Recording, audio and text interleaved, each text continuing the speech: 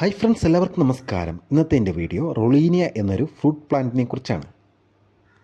അതെ, അനോനസി കുടുംബത്തിലെ സസ്യങ്ങളുടെ ജനുസാണ് റൊളീനിയ. നമ്മുടെ മുള്ളാത്തയുടെ രൂപസാദൃശ്യമുള്ളതും രുചിയിൽ വ്യത്യസ്ത അനുഭൂതി പകർന്നു നൽകുന്ന ഇതിന് എക്സോട്ടിക് ഫ്രൂട്ട്സിൽ തന്നെ ഒരു വലിയ ഡിമാൻഡാണ്. മുള്ളാത്തയുമായി കമ്പയർ ചെയ്യുമ്പോൾ ഇതിൻ്റെ ടേസ്റ്റ് വളരെ നല്ലതാണ്.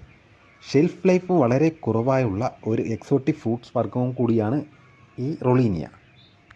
ഈ റൊളീനിയ പ്ലാന്റിന് വലിയ പരിചരണമൊന്നും വേണ്ടാത്ത ഒരിനം ഫ്രൂട്ട് പ്ലാന്റാണ്.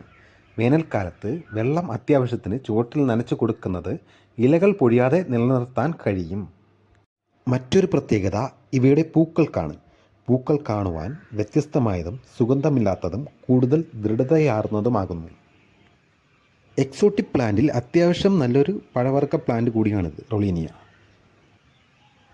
ഇന്നത്തെ റൊളീനിയ വിശേഷങ്ങൾ ഇവിടെ അവസാനിക്കുന്നു. അടുത്തൊരു വീഡിയോയുമായി വീണ്ടും വരുന്നതാണ്.